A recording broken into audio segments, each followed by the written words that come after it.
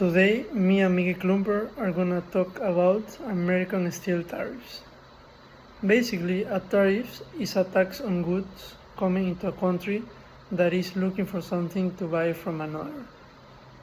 There are consequences that might happen by doing this, but the most common of tariff is that the price of foreign produce goes up. This decision is usually made by the current administration because they are the ones that impose tariffs on the steel and aluminum imports.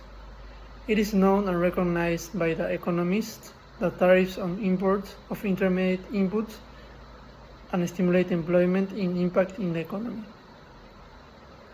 Tariffs can intermediate inputs and stimulate employment in some protected industries. However, they can come at a high cost to other industries in the economy. It is known that the cost of these tariffs are done by consumers because this faces higher prices for goods that use the tariffs inputs.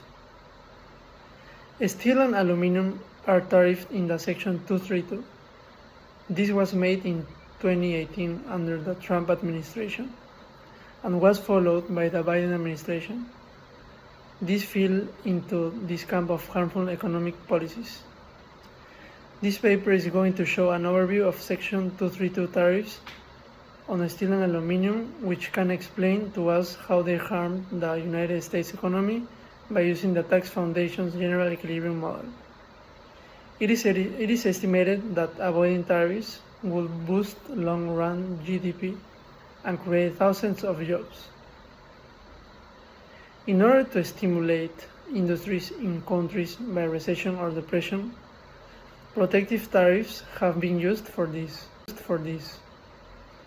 Protectionism may be helpful to emerging industries in developing nations. This can be served as means of fostering self-sufficiency in defense industries.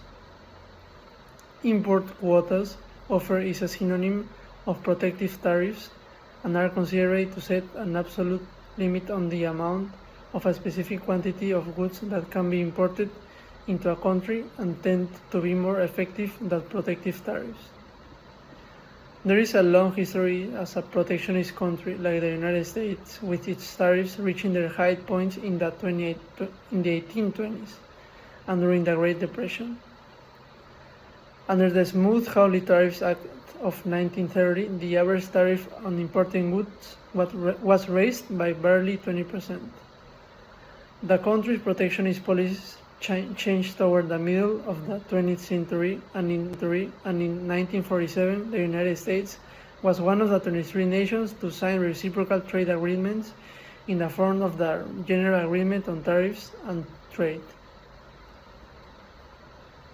The United States has lived on a total of 2,050 billion of Chinese imports, which includes a lot of goods like global steel shipments of washing machines, solar panels, and aluminum imports. This was all done when the administration of Trump lifted its first trade tariffs.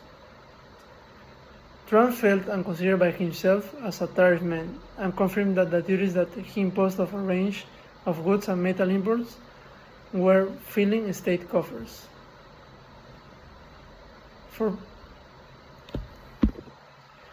For President Trump, in his part of his economic policy about the tariffs that grew under his presidency, known as American First, all of this about American protectionism basically means more tariffs.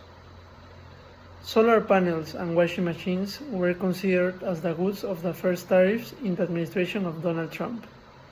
The U.S. Trade Representative Robert Lighthizer, after Trump decided that increased foreign imports of washers and solar cells are substantial cause of injuries to domestic manufacturers, announced this message after consulting it with the Trade Policy Committee and the U.S. International Trade Commission.